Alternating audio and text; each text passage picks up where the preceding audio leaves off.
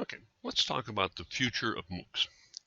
Now, when I looked at the Wikipedia article for MOOCs, they had this graph in here, and I thought, oh, this is just great. This really does describe what's going on. Is when any new technology comes up. Right here is 2012. MOOCs come out, tremendous enthusiasm. These are going to solve the world. We're going to have free college education for everybody.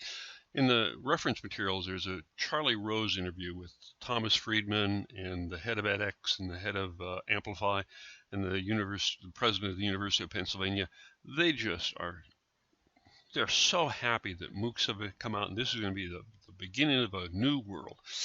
And then you get this peak of inflated expectations, and then all of a sudden, hey, only 5% of the people complete these things, and they're really hard.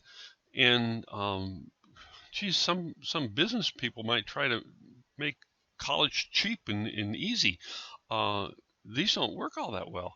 And then you realize, well, you know what, this artificial intelligence feedback, that really is kind of useful. And they're finding these kids from all over the world that would never have seen an Ivy League school before that are just brilliant, but the MOOCs, maybe there is a real use for these MOOCs. And so you get, I think we're somewhere along, right now we're somewhere along here realizing, yeah, it's not as good as we thought. It's not as bad as we thought. There's some uses for these. I would put forth as an argument that I think there's two main reasons: teaching fundamentals and providing projects. Now, I think Khan Academy is a perfect example of teaching fundamentals. It teaches everything from kindergarten through advanced calculus. So as a teacher, you don't have to create lesson plans when Khan Academy has it there for you. And there's so much ability for practice. I mean, when Khan Academy came out, it was just the videos. They were nice, but they weren't that cool. The artificial intelligence that he's building there to make people do problems, and in order to pass any class, for any skill in the class, you have to get 5 questions in a row right 5 different times. Tremendous amounts of practice. If you get it wrong, you get hints, and you really can't figure it out. It shows you the right answer. So just tremendous capability. And as a teacher, the kid would use Khan Academy. If he did it wrong, a little red dot would show up on my dashboard, and I would know exactly what I needed to go over and help that student with. So the ability to teach fundamentals is absolutely amazing. I did sound a little over enthusiastic there, but it is pretty cool. Now, that's only for math. They haven't built the systems for history and English and art, but they're going to. And so it's just a matter of when those things show up, can we use them? But the key here, and this is the theme of this conference, if we're not spending time with grading papers and writing curriculum, we can develop relationships with the students. Tremendous possibility. And the other thing is it provides instant feedback to the students in a very non-threatening manner. I mean, these students play video games, they get blown up and nobody cares. Just say, well, that's the wrong answer. With the computer, it's so much, it's a more positive way to say how to fix something than the teacher saying, well, that's not right. A person telling you that is much more threatening than a computer just saying wrong answer. So being able to teach fundamentals, I think, is and those of you who have done project management know that, or project learning, you have to somehow fill in some basic skills that are missing. These classes are great examples of how to do that. Second thing, I think, is the source of projects. I mean, I know at the school I used to work at, they're going to project-based learning. Well, where do these projects come from? MOOCs are a tremendous source. Now, it's a little sarcasm here. Project-based learning, we did that back in the 50s and 60s. This is, there are no new ideas in education, but MOOCs are an excellent source of those projects. And when I was teaching, if I wanted to teach somebody how to program, I don't have time to teach how to program, but Khan Academy and Udacity had absolutely amazing courses. I had one kid who was really interested in artificial intelligence.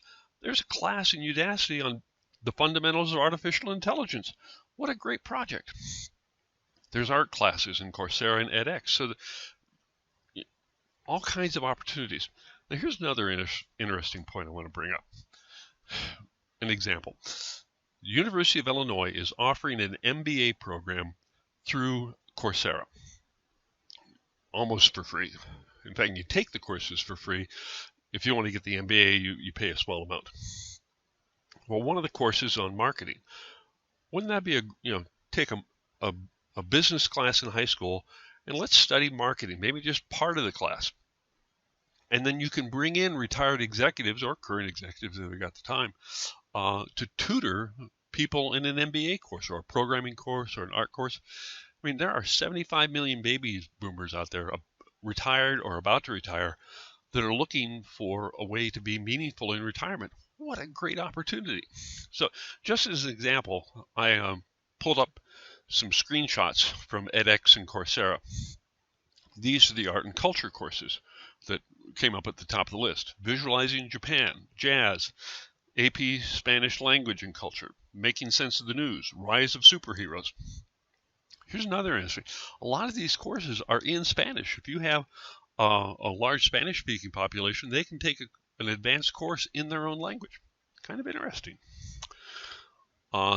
Here's a course in business.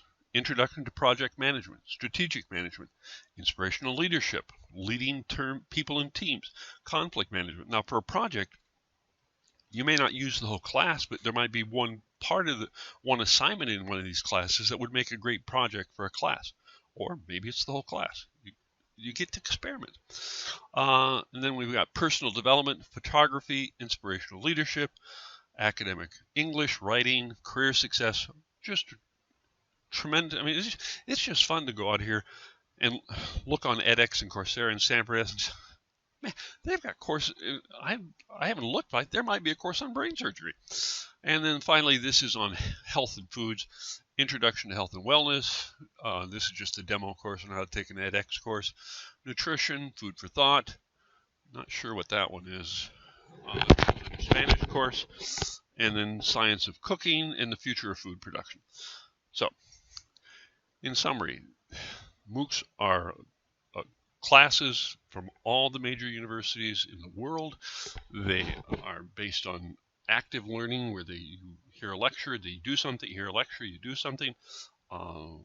There's pros and cons that we've discussed here, and then there's ways we can use them in our schools. So I've set this up on a Schoology class so that we can, after the conference, we can make further entries and have discussions after the class is over once we're home.